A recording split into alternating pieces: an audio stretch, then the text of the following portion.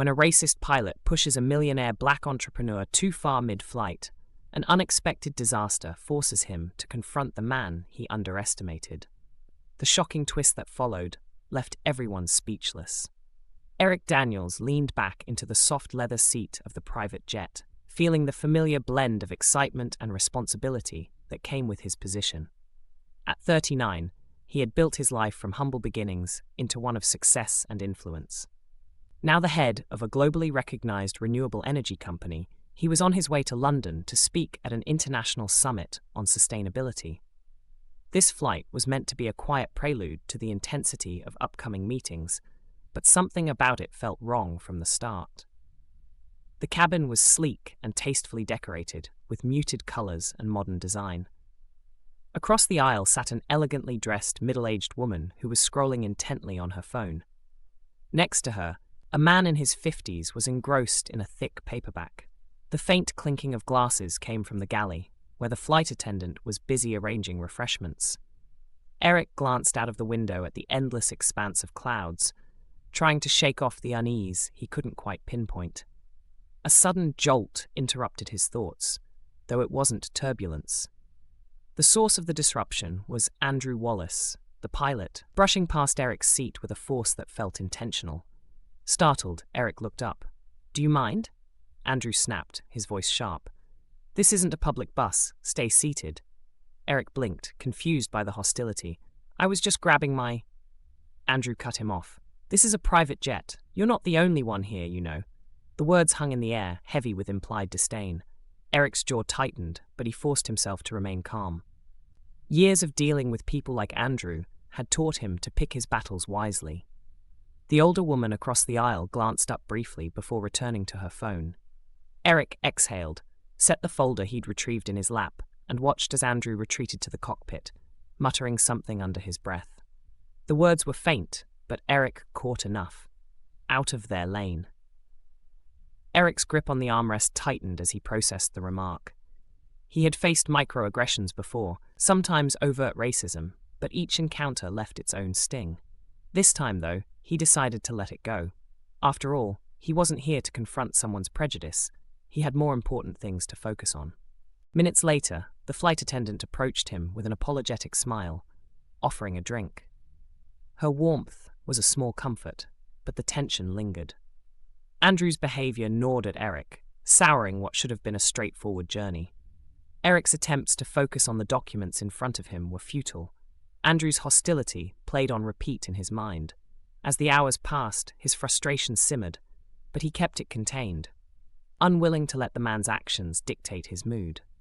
Halfway through the flight, Eric decided to stretch his legs and retrieve another bottle of water from the galley. As he passed the cockpit, the door swung open abruptly, nearly hitting him. "Are you trying to eavesdrop?" Andrew's voice was loud, sharp enough to draw the attention of the other passengers.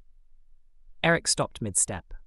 "No, I was just—" "Stay away from the cockpit," Andrew barked, his eyes narrowing as he looked Eric up and down. "We have protocols for a reason." Eric's patience cracked. "With all due respect," he said, his voice firm but controlled, "I'm not near the controls. I'm simply getting water." Andrew's lips curled into a smirk. "You people always have excuses." The cabin seemed to freeze. The older woman lowered her phone, her face tense, while the man with the book shifted uncomfortably. Eric took a step forward, his composure unwavering. "I don't know what your problem is," Eric said, his tone even, "but I'd suggest you keep it to yourself. I've done nothing to warrant your disrespect." Andrew scoffed and folded his arms. "I'm just doing my job. Maybe stick to doing yours, whatever that might be."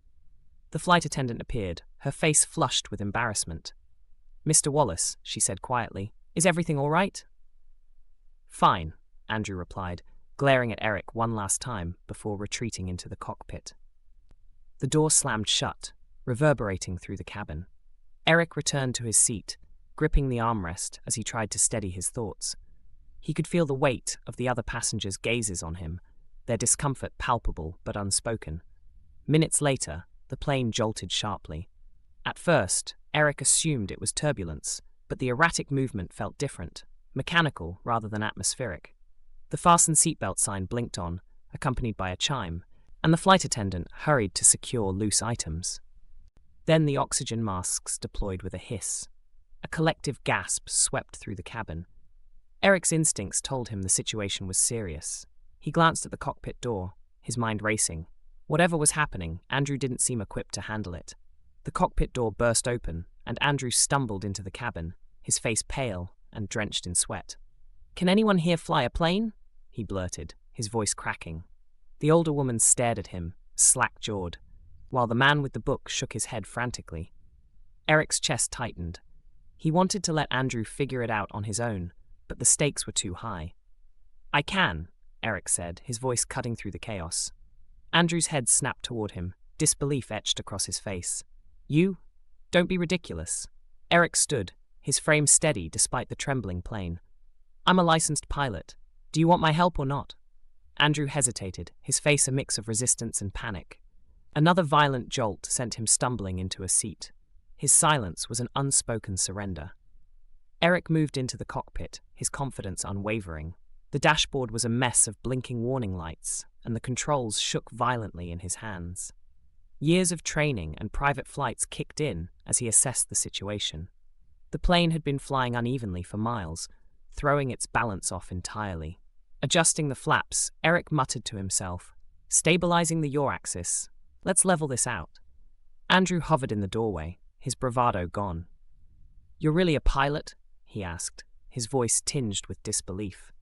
Eric didn't look at him. "Flight school," he replied curtly. "Got my license years ago."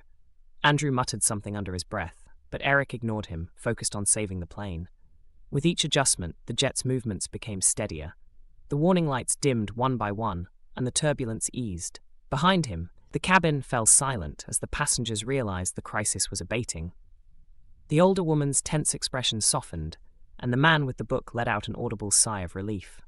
Eric continued to work, recalibrating the plane's course to avoid further turbulence. Once the immediate danger passed, Eric stepped out of the cockpit. The passengers erupted into applause, their relief and gratitude evident. Eric held up a hand, signaling that it wasn't necessary. "I did what anyone with the training would do," he said, his voice calm but firm. "No need to thank me." The older woman clasped his hand, her voice trembling.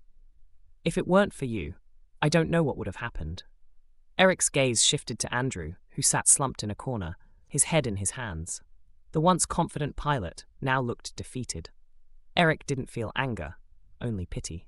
When the plane landed smoothly at Heathrow Airport, the passengers disembarked, their murmurs filled with admiration for Eric and disdain for Andrew. Outside, airline staff were waiting, and Andrew was immediately pulled aside for questioning. The look of panic on his face spoke volumes. Eric didn't linger. He wasn't one for public shaming, no matter how much Andrew deserved it. As he walked toward his waiting car, a journalist approached him, microphone in hand. "Mr. Daniels, can you tell us more about what happened on the flight?" Eric paused, the memories of Andrew's hostility and the moment he took control of the plane fresh in his mind. "What happened up there wasn't just about one man's behavior," he began, his tone measured. "It's about the assumptions we make about each other. Today, those assumptions nearly cost lives." By the time Eric reached his hotel, news of the incident had already spread. Social media buzzed with praise for his quick thinking, while Andrew's name trended for all the wrong reasons. Within hours, the airline issued an apology and announced Andrew's termination. When asked for further comment, Eric's response was simple. "Forgiveness is important," he said. "But forgiveness doesn't mean ignoring what happened. It means using the experience to educate and grow." The incident became a catalyst for conversations about prejudice, accountability, and the quiet strength required to confront injustice. For Eric, it was another reminder of the power of resilience and the importance of standing firm in the face of adversity.